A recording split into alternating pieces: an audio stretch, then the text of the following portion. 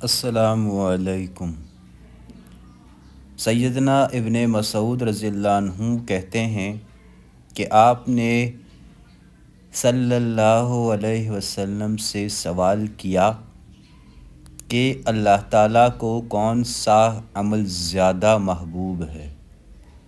آپ صلی اللہ علیہ وسلم نے فرمایا، وقت پر نماز پڑھنا۔ آپ نے پوچھا، پھر کون سا؟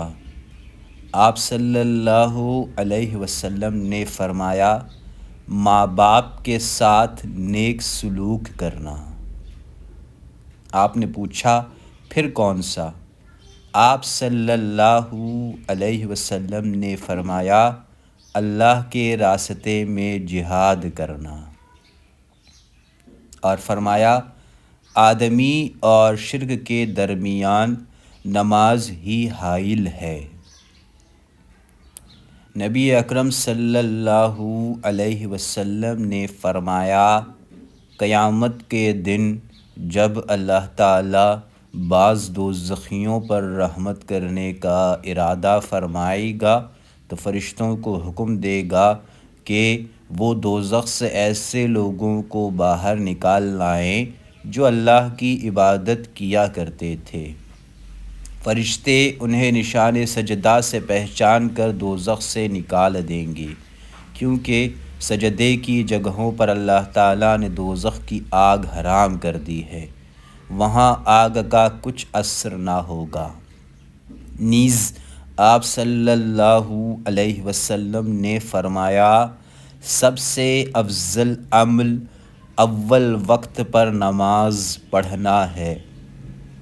آپ صلی اللہ علیہ وسلم نے فرمایا، جب تم میں سے کوئی آدمی نماز کے لیے کھڑا ہوتا ہے تو رحمت الہی اس کی طرف متوجہ ہو جاتی ہے۔ رسول اللہ صلی اللہ علیہ وسلم فرماتے ہیں، آپ صلی اللہ علیہ وسلم نے خواب میں اپنے بابرکت اور بلند قدر پروردگار کو بہترین صورت میں دیکھا۔ پس اس نے کہا، اے محمد صلی اللہ علیہ وسلم۔ آپ صلی اللہ علیہ وسلم نے کہا، اے میرے رب، میں حاضر ہوں۔ اللہ نے فرمایا، مقرب فرشتے کس بات میں بحث کر رہے ہیں؟ آپ صلی اللہ علیہ وسلم نے کہا، اے میرے پروردگار، میں نہیں جانتا۔ اللہ تعالیٰ نے 3 بار پوچھا، آپ صلی اللہ علیہ وسلم نے ہر بار یہی جواب دیا۔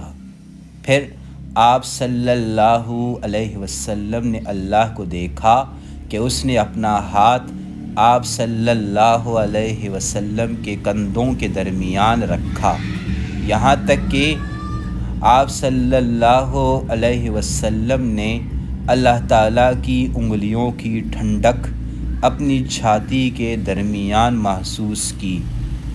پھر آپ صلی اللہ علیہ وسلم کے لیے ہر چیز ظاہر ہو گئی اور آپ صلی اللہ علیہ وسلم نے سب کو پہچان لیا۔ پھر فرمایا، اے محمد صلی اللہ علیہ وسلم۔ آپ صلی اللہ علیہ وسلم نے کہا، اے میرے رب، میں حاضر ہوں۔ اللہ نے فرمایا، مقرب فرشتے کس بات میں بحث کر رہے ہیں؟ آپ صلی اللہ علیہ وسلم نے کہا، کفارات، یعنی گناہوں کا کفارہ بننے والی نیکیوں کے بارے میں۔ اللہ نے فرمایا، وہ کیا ہیں؟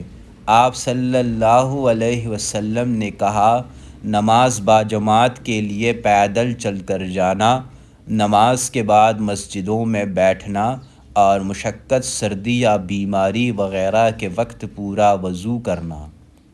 اللہ تعالیٰ نے فرمایا، اور کس چیز میں بحث کر رہے ہیں؟ آپ صلی اللہ علیہ وسلم نے کہا، درجات کی بلندی کے بارے میں۔ اللہ نے پوچھا، وہ کن چیزوں میں ہیں؟ آپ صلی اللہ علیہ وسلم نے کہا، لوگوں کو کھانا کھلانے، نرم بات کرنے اور رات کو نماز پڑھنے میں جبکہ لوگ سو رہی ہوں۔ پھر اللہ تعالیٰ نے فرمایا اب جو چاہو دعا کرو۔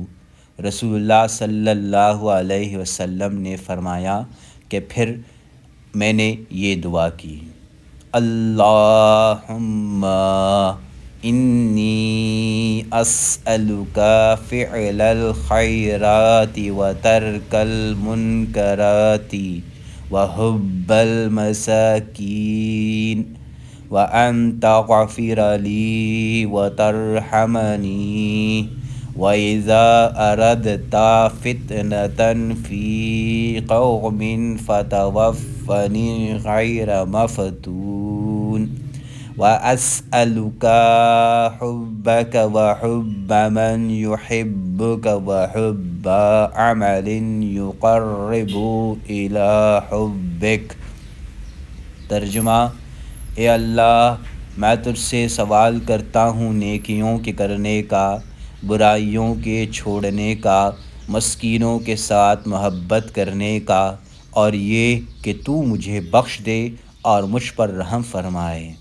اگر تیرا کسی قوم کو آزمائش میں ڈالنے کا ارادہ ہو تو مجھے آزمائش سے بچا کر موت دے دینا، اور میں تجھ سے تیری محبت اور ہر اس شخص کی محبت مانگتا ہوں جو تجھ سے محبت کرتا ہے، اور میں تجھ سے وہ عمل کرنے کی توفیق مانگتا ہوں جو مجھے تیری محبت کے قریب کر دے۔ نبی اکرم صلی اللہ علیہ وسلم نے فرمایا، آپ صلی اللہ علیہ وسلم کا یہ خواب حق ہے، پس اسے یاد رکھو اور دوسرے لوگوں کو بھی یہ خواب سناؤ۔ رسول اللہ صلی اللہ علیہ وسلم نے فرمایا، جس نے صبح کی نماز پڑھی وہ اللہ کی حفاظت اور ذمے میں ہے، پس اللہ تعالیٰ تم سے اپنی حفاظت کے بارے میں کسی چیز کا مطالبہ نہ کرے، اس لیے کہ جس سے وہ یہ مطالبہ کرے گا یقیناً اسے اپنی گرفت میں لے کر منہ کے بل جہنم میں پھینک دے گا۔ مطالبے کا مطلب یا تو نماز میں کوتاہی پر مطالبہ و مواخذہ الہی سے ڈرانا ہے، یا فجر کی نماز پڑھنے والے سے تعرض کرنے کی صورت میں مطالبہ و مواخذہ الہی سے ڈرانا ہے۔ ابن عباس رضی اللہ عنہ سے روایت ہے کہ رسول اللہ صلی اللہ علیہ وسلم نے فرمایا، امنی جبریل علیہ السلام عند البیت مرتین، کہ جبریل علیہ السلام نے خانہ کعبہ کے پاس آپ صلی اللہ علیہ وسلم کی 2 دفعہ امامت کرائی ہے۔